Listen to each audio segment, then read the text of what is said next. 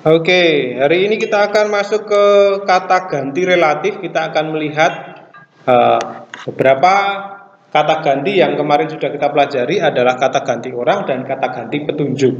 Nah, hari ini kita akan melihat kata ganti relatif. Yang namanya relatif itu berarti menghubungkan sebuah klausa dengan klausa, kata dengan kata, kalimat dengan kalimat, atau sesuatu unsur kata, unsur kalimat, unsur gramatika dengan unsur gramatika yang lain. Nah, di dalam bahasa Indonesia kita mengenal kata yang atau di mana. Di mana itu ada dua, di mana pertanyaan dan di mana relatif. Ya, bedakan antara saya makan di mana. Nah, di mana saya makan? Nah, itu kalimat pertanyaan ya. Di mana saya makan itu kalimat pertanyaan. Kalau ini bukan kalimat pertanyaan. Di mana itu digabung, di-nya digabung. Kalau digabung berarti itu menunjukkan kata ganti relatif yang serupa dengan kata yang. Ya. Saya menjelaskan bahasa di mana bahasa itu digunakan dalam perjanjian baru. Seperti itu contohnya ya. Oke. Bisa juga ini diterjemahkan seperti kata ganti petunjuk. Bisa seperti itu dan dia kalau memang kata ganti relatif atau kata ganti penghubung itu berfungsi sebagai kata ganti petunjuk. Jadi ada kata ganti petunjuk yang kemarin kita pelajari. Ya, masih ingat ya, ada autos, ada ikinos ya. Utos dan ikinos, tetapi kadangkala kata ganti petunjuk itu menggunakan kata ganti relatif. Nah, kadangkala kata ganti petunjuk itu di dalam bahasa Yunani menggunakan kata ganti yang serupa dengan kata ganti relatif. Jadi, bisa saja kata ganti relatif itu berfungsi sebagai kata ganti petunjuk. Ya, sekali lagi, kemarin kita mengenal dua kata ganti. Apa saja kata ganti yang kita pelajari kemarin? Masih ingat? Kata ganti ini dan itu. Kata ganti orang dan kata ganti petunjuk. Ini dua kata ganti yang sudah kita pelajari. Ya, kata ganti petunjuk apa saja? Ini dan itu. Dalam bahasa Yunani ini kita menggunakan autos. Itu menggunakan ekenos. Ini ya. Jelas ya? Nah, tapi rupa-rupanya kata ganti petunjuk ini bisa menggunakan cara yang lain, menggunakan os, dan ho. Nah, jadi tidak hanya ikenos dan utos, tapi bisa menggunakan os, ho. Ya. Ketika itu bisa digunakan dalam kata ganti petunjuk, maka kita akan menggunakan ini sebagai ini atau itu. Nah, hanya saja ini pengertian dasarnya adalah kata ganti relatif. Ini semua kata ganti relatif atau penghubung yang makna dasarnya diterjemahkan yang. Ya, yang. Nah, itu cara menerjemahkan yang. Oke. Jadi kata ganti relatif os dan juga ostis. Ini ada dua cara ya. Kadang-kadang ditulis os, kadang-kadang hostis. Karena ada apa namanya? Tanda nafas. Jadi kita akan baca hos, he, o, ya seperti itu. Ini adalah kata ganti yang menghubungkan satu klausa dengan klausa lain. Ya. Kata ini berfungsi seperti engsel. Tahu engsel ya? Ya, engsel itu kan menghubungkan pintu dengan kusen kan? Kalau nggak ada engsel, saudara harus angkat pintu itu berat-berat. Wah, tempel kan. Tapi karena ada engsel, dia akan nempel terus. Nah, sekalipun itu beda fungsi. Nah, jadi yang satu itu mengacu pada klausa utama, yang satunya itu dihubungkan dengan klausa yang dependent ya, yang klausa penghubungnya, klausa penjelasnya. Nah, kata ganti relatif terdiri dari kata ganti relatif tertentu Tertentu itu berarti ada kata yang ditentukan, yang digantikan, yang dihubungkan. Ada kata ganti relatif tak tentu. Tak tentu itu menggunakan kata hostis. Ya, hostis. Oke, itu yang tak tentu.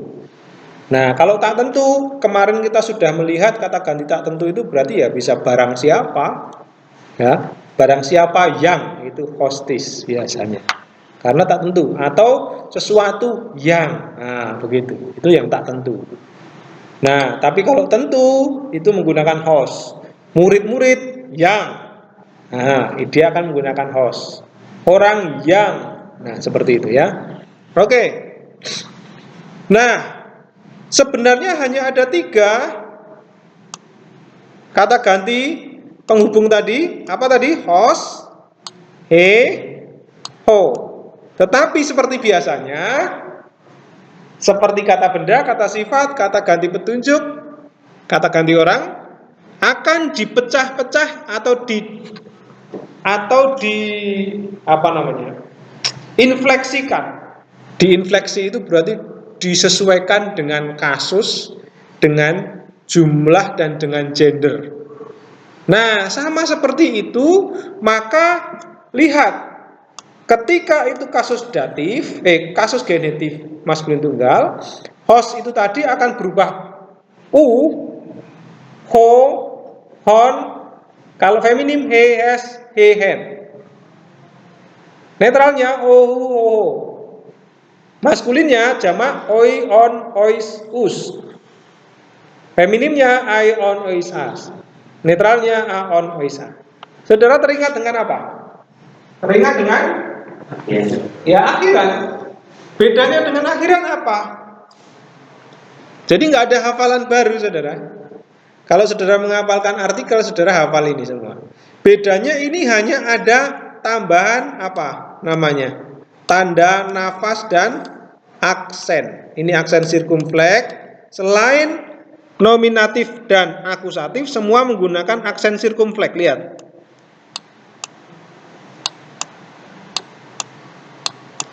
Ya, ini aksen sirkumfleks semua. Tapi untuk nominatif dan akusatif, dia menggunakan aksen apa nih? Aksen graf ya, aksen graf. Jadi dia menghubungkan. Nah, selain aksen ada yang namanya tanda nafas. Ini yang membedakan dengan artikel. Pak, gimana membedakan artikel ini? Nah, ini he ada tanda nafas, tapi tidak punya aksen. Sedangkan yang itu ada aksen. Kalau ini artikel, kalau yang ada aksennya itu namanya kata ganti penghubung. Terjemahannya adalah yang. Nah ini ya. Contoh kalau kita perhatikan di situ, ini ya. Perhatikan di sini. Mesos humon dari Yohanes 1 ayat 26 ya. Mesos humon estiken hon humeis uk oidate. Sini ya. Ada kata ganti relatif yaitu apa? Hon. Kalau saudara perhatikan apa kasusnya? Akusatif. Gendernya maskulin. Jumlahnya tunggal. Mengapa memilih akusatif? Mengapa memilih akusatif? Kok bukan nominatif, genetif, datif?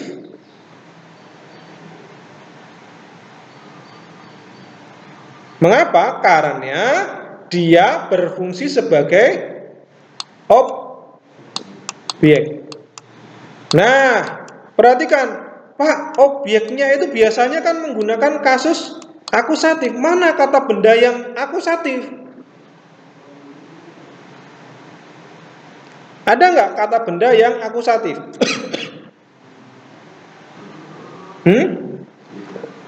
Mesos. Apakah itu akusatif? Tidak. Humon. Apakah itu kasus akusatif? Bukan. Esteken, apa ini? Ini kata benda ya. Kata benda. Humeis, apakah ini akusatif? Coba lihat di bab 10. Humeis. Apakah itu kasus akusatif?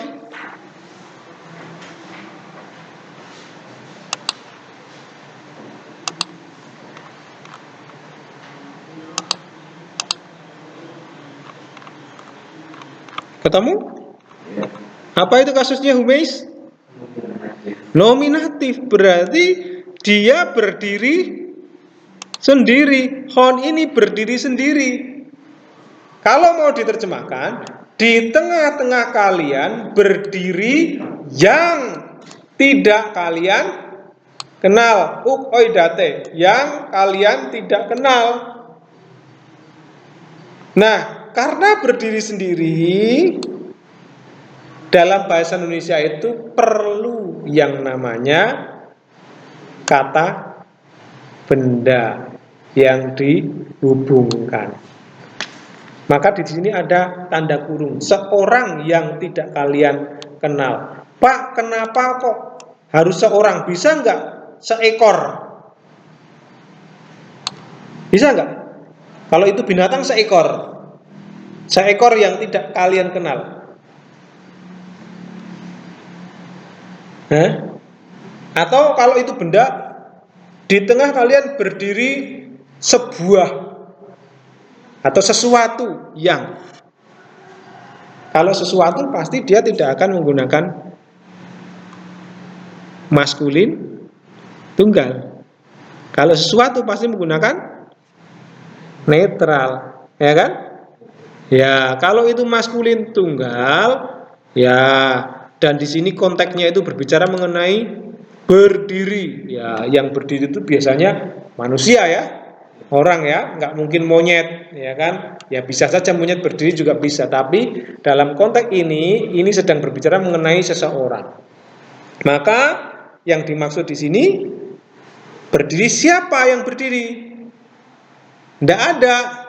Yang berdiri adalah yang kalian tidak kenal. Nah, makanya di sini menggunakan on. Seorang yang. Nah, itu caranya menerjemahkan. Jadi kalau ada tanda kata ganti yang seperti ini, yang seperti akhiran deklinasi, nah, kok hanya akhiran saja ya?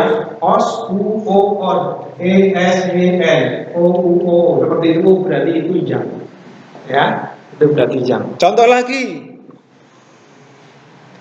Yesus Kristus yang humeis esturosate, yang telah kalian salibkan, on, yang telah Allah bangkitkan dari antara orang mati. Nah, di sini semuanya diterjemahkan yang, menggunakan kasus akusatif karena dia berfungsi sebagai objek.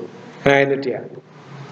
Jadi objek itu nggak harus kata benda ya, bisa saja kata ganti orang, bisa saja kata ganti petunjuk, bisa saja kata ganti relatif. Nah ini, kalau misalnya kita membuat kalimat, ini yang kalimat sederhana ya. Saya belajar bahasa. Nah, ini contoh yang paling sederhana. Subjek, kata kerja atau predikat, lalu objek. Nah, kadang-kala objeknya itu tidak benda. Kadang-kala objeknya itu kata ganti orang. Saya mempelajari mereka. Nah, itu ya. Bisa saja kata ganti orang. Bisa saja kata ganti petunjuk. Saya mempelajari hal itu. Kata ganti petunjuk objeknya. Ya kan? Bisa saja sekarang objeknya itu kata ganti penghubung. Saya mempelajari, kata ganti penghubung apa tadi?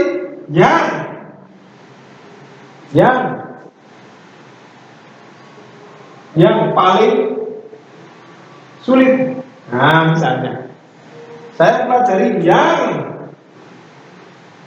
tidak pernah saya tahu. Saya pelajari yang apa lagi? Yang diajarkan dosen. Saya pelajari yang dibaca Pak Seno misalnya, ya. Atau saya belajar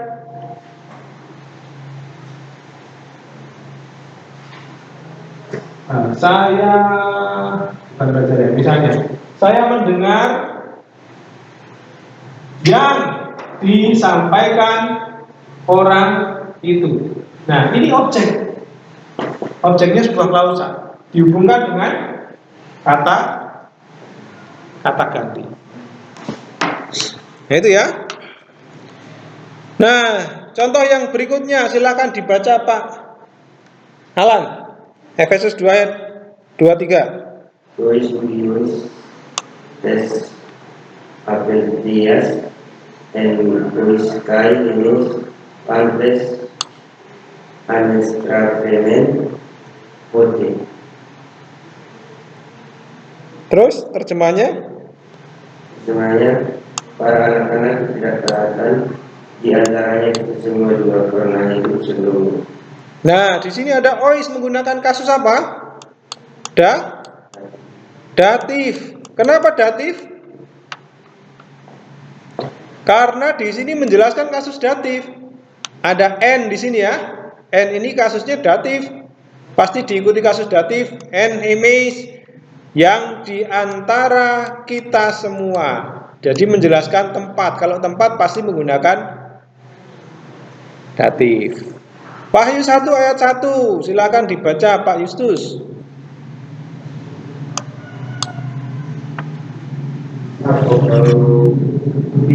Kalupsis. Apokalipsis Yesus Kristus Edoken Autopoteos. Oke. Wahyu Yesus Kristus yang Tuhan berikan kepada. Oke. Apa kasusnya di sini? Perhatikan. Kasusnya apa? Akusatif, gendernya feminim. Nah, perhatikan. Di sini kata ganti penghubungnya akusatif feminim. Tunggal atau jamak? Pertanyaannya, kenapa dia menggunakan bentuk feminim?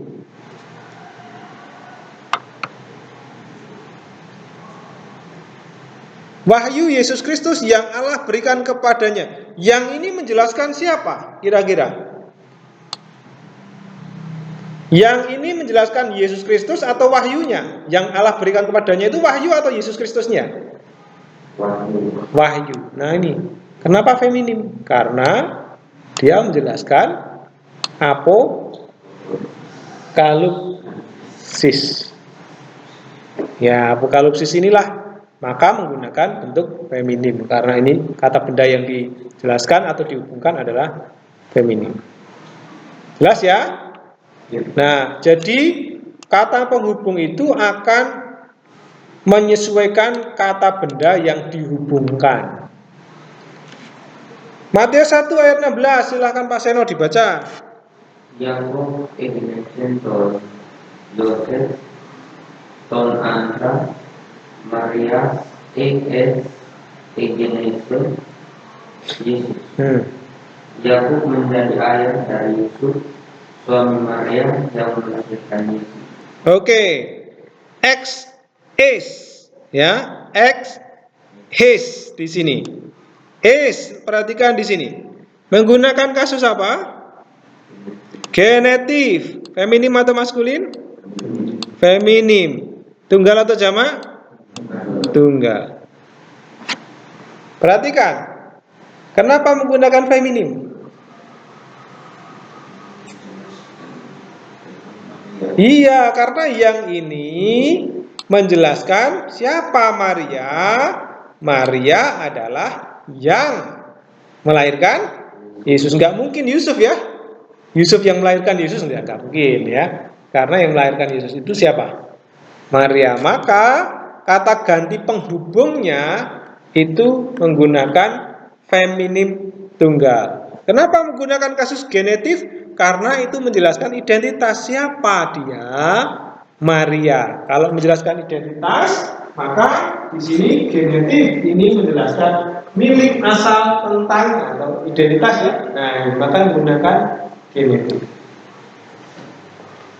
Oke, itu kata ganti penghubung. Jadi, kata ganti penghubung terjemahannya biasanya menggunakan kata apa?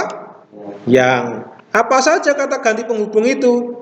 Ya, sebenarnya hanya tinggal menghafalkan akhiran artikel loh. Nggak terlalu sulit. Nggak terlalu sulit.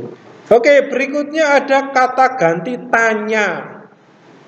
Nah, kata ganti tanya itu di dalam bahasa Yunani sebenarnya ada beberapa. Yang pertama ada tis atau ti. Itu bisa digunakan untuk kata ganti siapa, yang mana, atau apa. Jadi dua kata ini bisa macam-macam. Loh Pak, terus gimana cara membedakan? Siapa namamu atau yang mana namamu? Yang benar gimana? Ya, kalau pasti konteksnya bertanya nama, ya pasti nggak mungkin lah yang mana namamu, ya kan? Kalau yang mana itu berarti kalau ada pilihan. Yang mana bukumu? Nah, berarti ada beberapa buku di situ, ya kan? Tapi kalau nama nggak mungkin yang mana namamu, itu artinya cara menerjemahkan sekalipun kata gantinya sama, apakah tis atau ti, kadang-kadang ditulis tis, kadang-kadang ti, itu bisa saja digunakan untuk siapa, bisa yang mana atau apa. Kalau bahasa Inggris what's your name, what is your name, ya kan? Tapi dalam bahasa Indonesia diterjemahkan siapa namamu, bukan apa namamu, betul kan? Padahal what itu apa, ya kan? Tapi dalam bahasa Indonesia siapa namamu, ya kan? Nah, itu berarti kita menyesuaikan konteks dalam menerjemahkan. Apakah cocoknya siapa, yang mana, apa, nah itu tergantung konteks. Nah, tis atau ti itu munculnya berapa? Lebih dari. Wah, banyak ya. Nanti kita akan jumpa itu. Ya, dalam Alkitab lebih dari 500 kali kata ganti itu. Nah, biasanya menamakan identifikasi, menamakan identitas siapa atau apa. Ada lagi kata poios. Poios, selain tis atau ti, ada poios. Poios atau poyu atau poyo itu tergantung akhiran kasusnya ya. Nah, tinggal akhiri akhirannya diganti dengan akhiran deklinasi. Itu hanya digunakan 33 kali, tapi biasanya diterjemahkan jenis apa? Pertanyaan kualitatif. Jenis apa? Lalu ada posos. Itu biasanya digunakan untuk jumlah. 27 kali ya ditemukan. Ditanyakan berapa banyak atau berapa. Posos itu berapa, poios itu jenis apa, tis atau ti itu siapa atau apa. Ya. Itu dulu ya, itu dulu yang kita pelajari. Ya, yang kita pelajari. Nah, lalu kalau kita perhatikan infleksinya, nah ini dia. Harusnya cuma dua, tis dan netralnya ti. Kalau kata benda yang ditanyakan berarti itu tis atau ti, sorry. Kalau itu ada gendernya maskulin feminim, tis, tinos, tini, tina. Nah, kalau saudara lihat ini nanti akan menggunakan akhiran deklinasi 3. Is, os, ia. Nanti kita akan pelajari deklinasi 3 ya. Deklinasi 3 itu di pelajaran yang ke-19. Nah, sementara kita akan lihat tis, ti, tinos, tinos semua, tini sama, tina. Nah, ini yang bedanya. Akusatif dan nominatif. Untuk jamaknya tines, tinon, tisi, tinas, tina, tinon, tisi, tina. Awalnya ti semua. Itu cara menghafalkannya. Kalau ada ti, apapun kasusnya ya dilihat itu sebagai kata ganti tanya. Contoh, silakan dibaca Pak Tefri.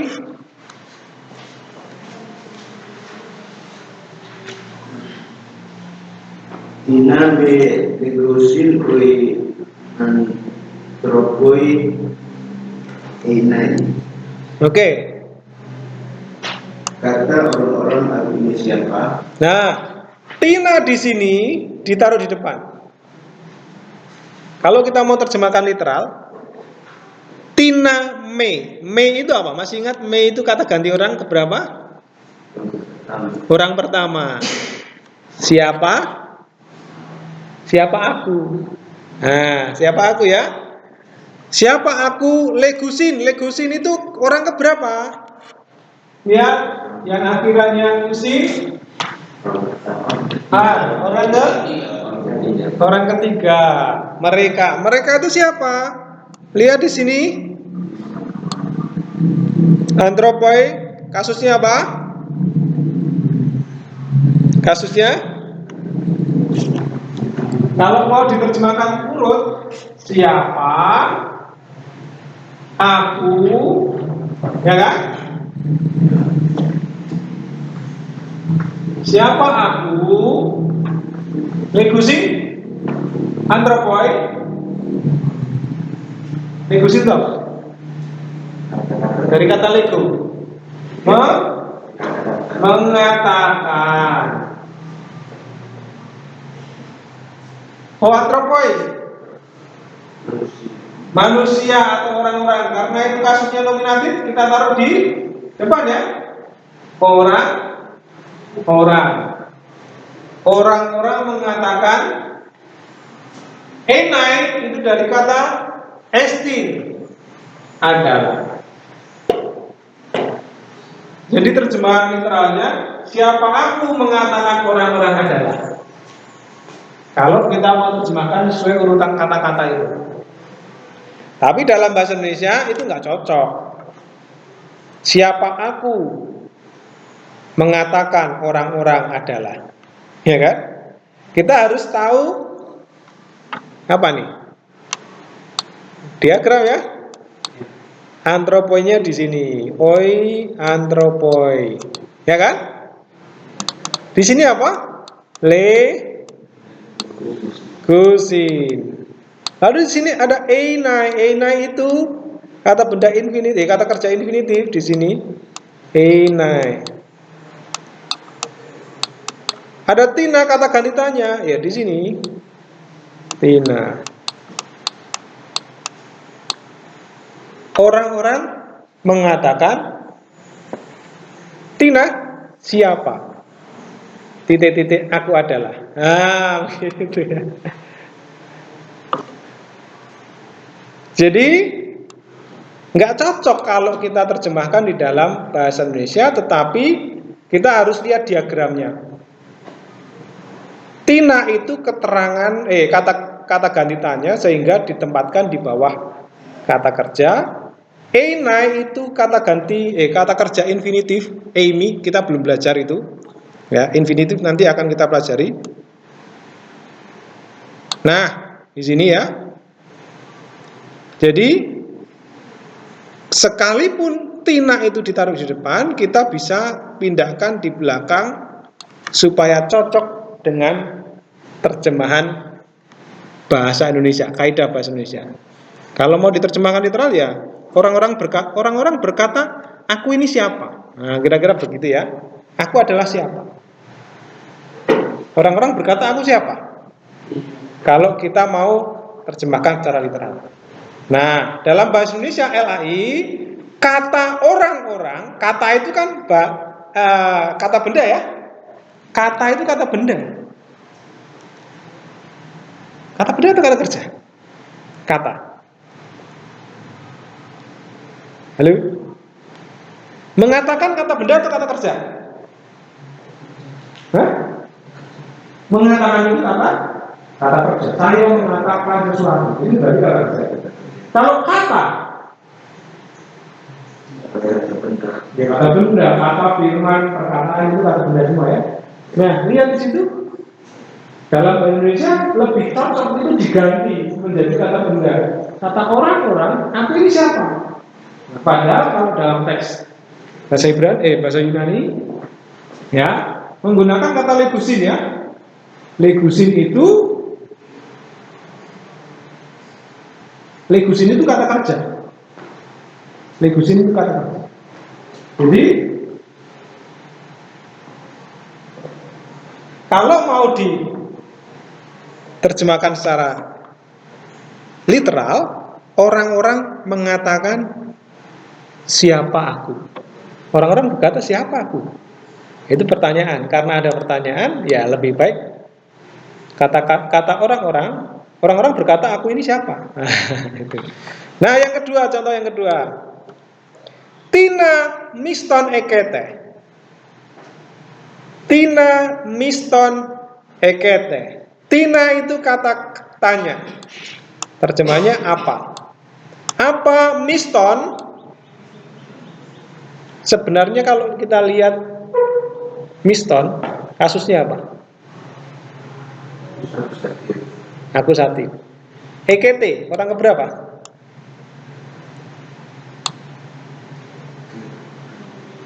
Harusnya nggak lihat sini-sini ya, udah lewat ini harusnya.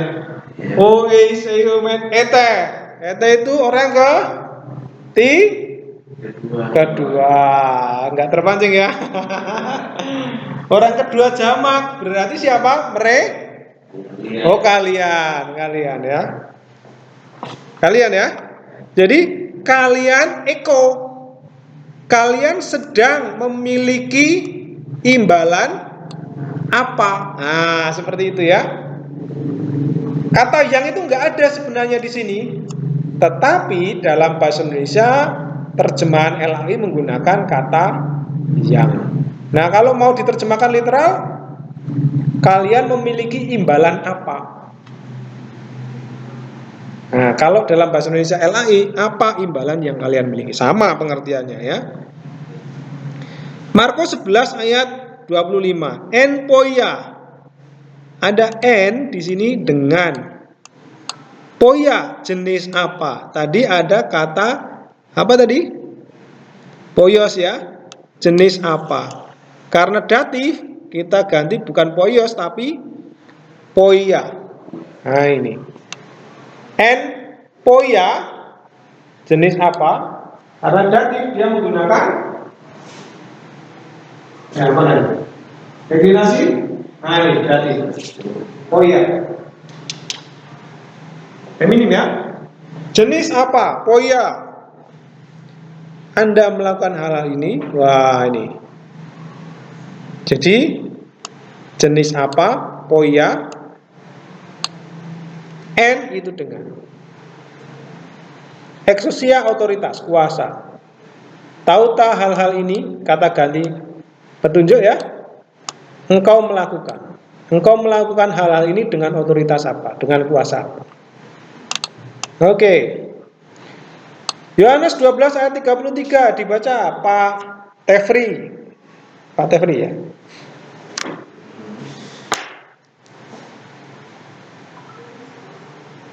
Tuto elegen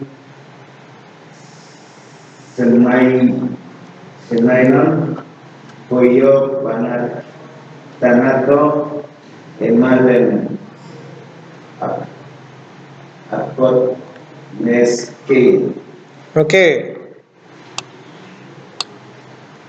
Terjemahan dia mengatakan ini menandakan dengan kematian seperti apa dia akan mati. Oke, mana kalimat tanyanya? Kata tanyanya? Kata tanyanya mana? Seperti apa? Poio. Lihat, poio itu dari kata apa? Kata dasarnya poios. Ya, karena kasusnya berubah, maka akhirnya berubah kasus datif ya. Kenapa datif? Karena menggunakan kata benda datif tanato. Maka sama, kematian seperti apa? Kematian jenis apa? Nah, itu dia. Dan ada Matius 15 ayat 34, posus artus ekete, berapa banyak kalian memiliki roti? Lalu seberapa banyak utangmu? Suposon ofilis. Nah, ini dia, seberapa banyak. Nah, yang berikutnya, ini perhatikan baik-baik. Di sini ada tis dengan aksen apa? Masih ingat itu aksen apa namanya? Kalau lupa namanya aksen, buka pelajaran 2.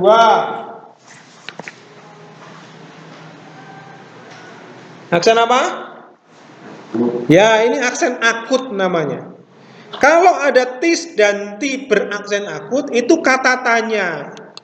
Tapi kalau ada tis dan ti yang tidak beraksen, atau kadang punya aksen tapi aksen graf, nah ini, itu adalah kata ganti tak tentu yang diterjemahkan seorang, sesuatu, atau barang siapa. Sama ya, tis dan ti, bedanya hanya pada aksen. Oke, contoh di situ ya. Perubahannya sama, hanya tidak beraksen. Contoh ini. Eitis telei opisomu eltein aparne sasto eiton. Lihat di situ. Ada tis. Ini tidak bisa diterjemahkan yang seperti tadi di atas, kalimat tanya ya, siapa atau apa, tapi diterjemahkan seseorang. Itu jika, tis itu seseorang, telei mengikuti, opiso mu itu aku. Nah, contoh yang kedua, ada eantis lagi. Di sini juga diterjemahkan seseorang. Eantis fage, jika seorang fage makan ek tuto tu arton, dari roti ini tutu soze eston ayona, dia akan hidup eston ayona selama-lamanya. Ini idiom namanya. Eston ayona itu idiom.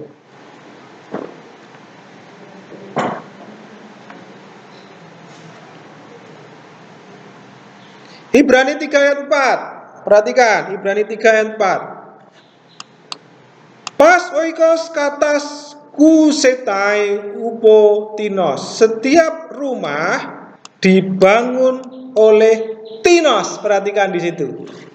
Oleh seseorang. Kenapa tinos? Menamakan tempat. Tempat? Milik apa?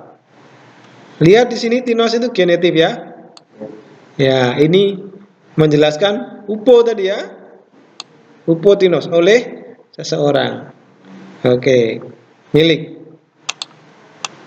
Oke, itu adalah kata ganti tak tentu. Jadi hati-hati, adalah sama. Tis dengan ti itu sama, hanya beda artikel. Contoh lain nanti saudara bisa dilihat di Yohanes 3 dan seterusnya ya. Itu contoh lainnya.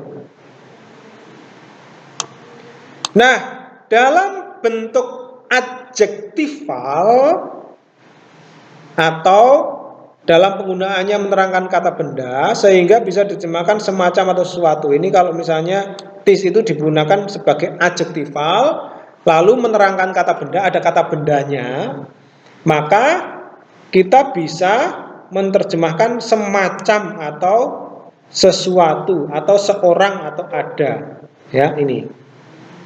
Contoh, nomikostis aneste eke razon auton. Seorang pengacara, jadi Ada tis di sini yang diterjemahkan seorang, lalu nomikos ini penghukum atau ahli hukum atau pengacara, nomikos, pengacara.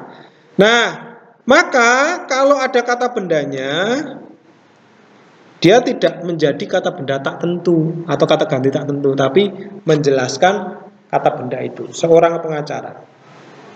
Ya, bukan seseorang, bukan sesuatu, tapi seorang pengacara. Karena ada kata bendanya. Oke, saya tidak akan bacakan semua contoh.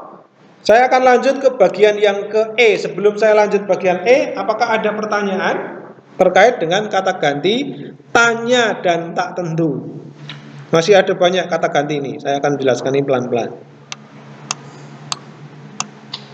Ya, silakan Pak.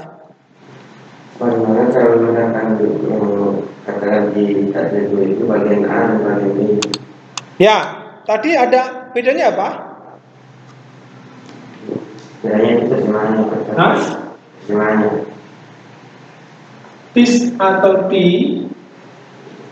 itu bisa apa terjemahannya? Seorang. Apalagi?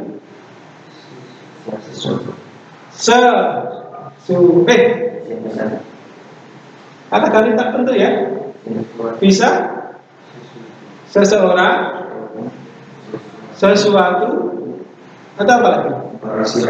Barang siapa. Tapi bisa berubah menjadi siapa, apa, atau yang mana. Kapan? Kalau ada aksennya. Itu ya cara membedakan. Kalau tidak ada aksennya berarti ini tak tentu. Atau ada aksennya tapi aksen berat, aksen terbalik. Artinya ini. Kalau aksennya akut, artinya ini. Cuma itu. Bedanya cuma aksen. Makanya aksen penting. Ada lagi yang lain?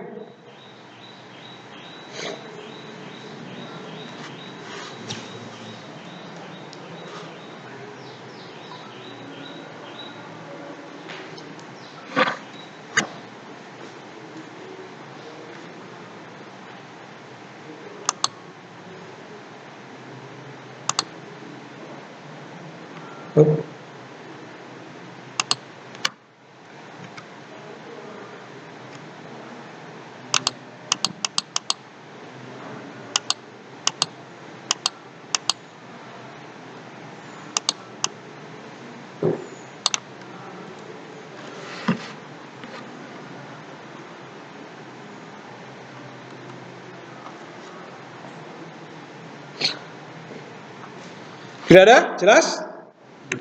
Saya akan masuk ke kata ganti yang kelima, yaitu kata ganti refleksif. Kata ganti refleksif itu berarti kembali kepada dirinya sendiri, menunjukkan bahwa subjek itu juga merupakan objek dari tindakan kata kerja. Subjek merupakan objek. Saya merupakan objek dari apa yang saya lakukan. Nah, kalau dalam bahasa Indonesia biasanya menggunakan terjemahan saya sendiri, dia sendiri, kamu sendiri, mereka sendiri, hal itu sendiri. Makanya ada sendirinya, ya, ada sendirinya. Itu refleksif, kembali kepada diri sendiri.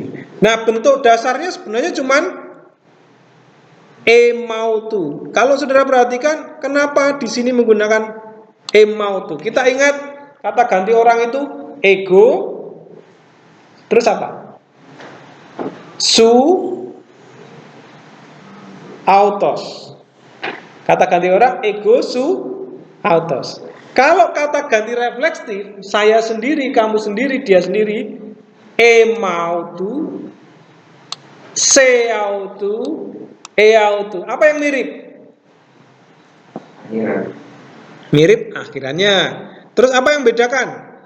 Ini menggunakan awalan M, Ini menggunakan awalan C, ini menggunakan awalan EAL.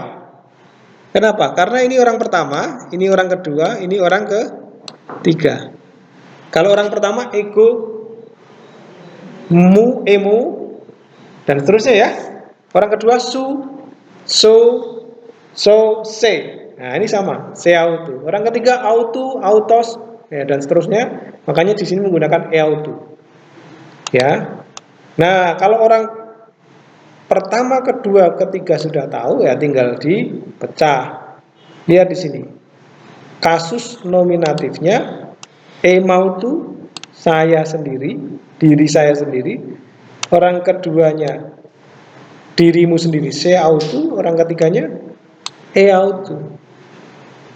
Genetifnya tinggal ganti tu, ton, tes, te, ten.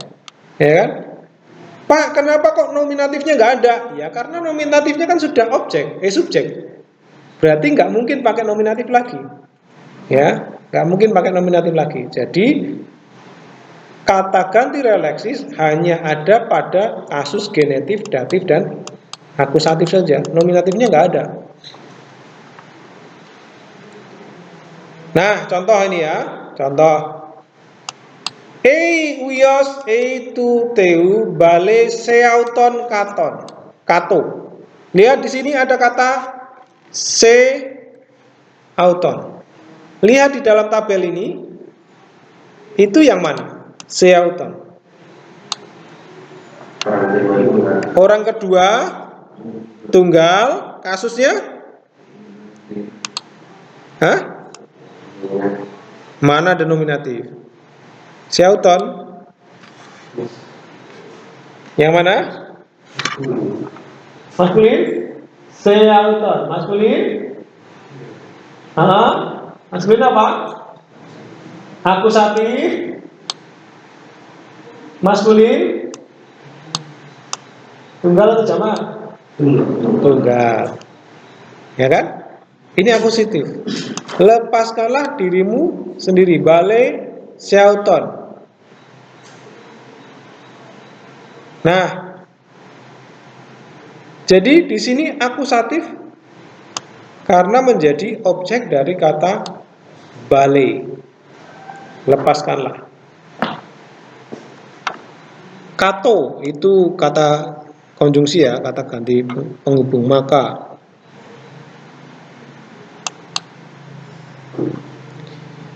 Contoh yang kedua, ho Yesus epiknus en eautu. Ada eautu lagi. Di sini diterjemahkan dirinya sendiri.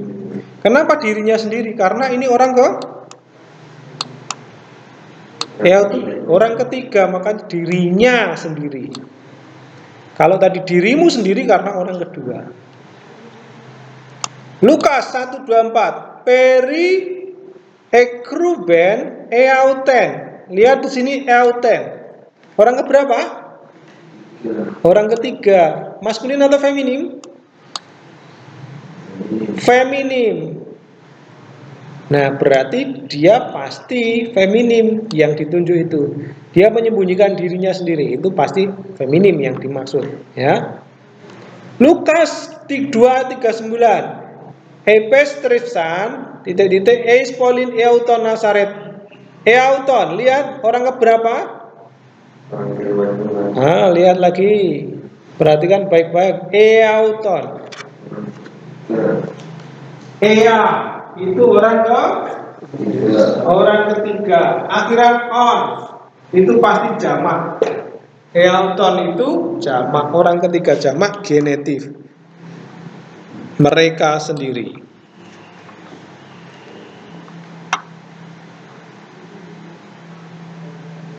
Oke. Jadi itu contoh penggunaan kata ganti refleksif. Pengenalan ya. Emautu, seautu, dan eautu. Ingat itu mirip dengan kata ganti orang. Kata ganti orang pertama ego, eme, emu, ya kan? Maka di sini emautu dan seterusnya. Masih akan saya lanjutkan penjelasan mengenai kata ganti. Ada kata ganti yang berikutnya, yaitu kata ganti refleksif sebenarnya. Oh, sudah ya, refleksif sudah ya. Nah, ini saja, sudah. Ini dulu. Yang lain nanti akan dilanjutkan di dalam gramatika dan sintaksis di pelajaran Yunani 3. Ya. Sementara ini dulu, 5 dulu.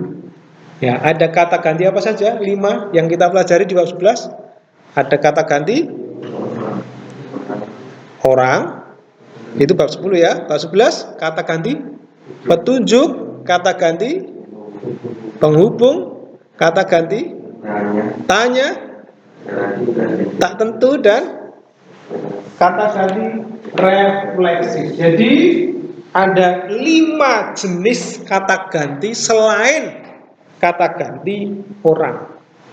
Petunjuk ini itu relatif yang dimana tanya siapa, mengapa, apa, siapa, apa, dan lain sebagainya. Tak tentu barang siapa, refleksif saya sendiri, kamu sendiri, dia sendiri. Nah, itu adalah contoh-contoh kata ganti. Nah, sekarang kita mau lihat di sini kata ganti dalam latihan soal. Silahkan saudara kerjakan latihan soal ini.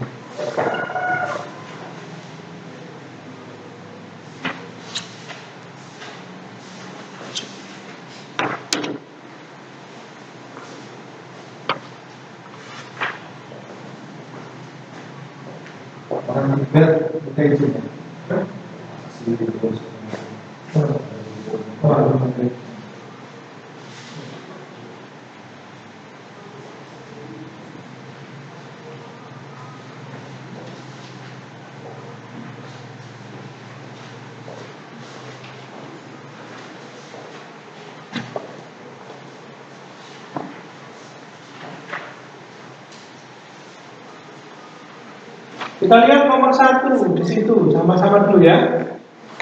Silakan dibaca Pak Yesus.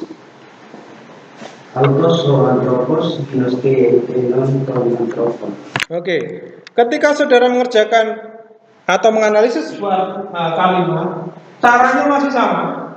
Kita gunakan diagram, betul. Nah, kalau saudara menjumpai kata ganti, tergantung kasusnya. Tergantung kasusnya. Tapi kalau saudara menjumpai ada kata ganti petunjuk, ada kata ganti arah, ada kata ganti tak tentu. Nah, perhatikan kasus, jumlah, dan gender lalu ditempatkan di bawah kata, benda, atau kata kerja yang sesuai dengan kata ganti itu. Contoh misalnya datif, ya berarti ditempatkan di bawah kata kerja. Misalnya genetif, ya di sini. Bisa di sini, mana yang paling dekat. Nominatif di sini, akusatif di sini. Jelas ya? Oke, sekarang kita lihat di situ. Utos ho antropos ginos ke egenom tom antropos. Kita lihat kata kerjanya apa? Ginoske, apa sih? Pasti selalu cari kata kerjanya dulu ya. Lalu yang di sini cari apa? Kata benda kasus nominatif. Ada nggak kata benda kasus nominatif? Apa itu? Antropos. Kata benda kasus nominatif. Lalu cari yang di sini kasus apa? Akusatif. Ada nggak kata benda kasus akusatif? Ada. Tom antropon. Oke. Masih ada ya?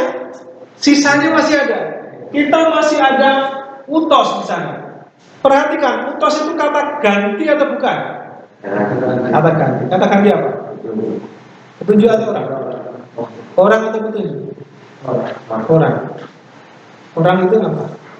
Terjemahannya dia. Atau hal itu bisa juga ya. Kalau itu netral, ya bisa juga. Nah, perhatikan di sini. Kasusnya apa? Kasusnya Lihat, utos, kasusnya apa? Genitif. Genitif atau nominatif? Nominatif. Nominatif.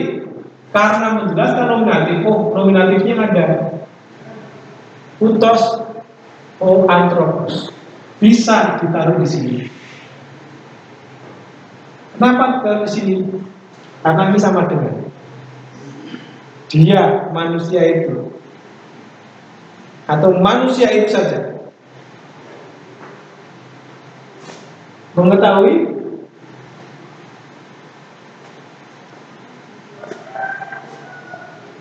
Ekenon. Lihat di sini. Kasusnya apa?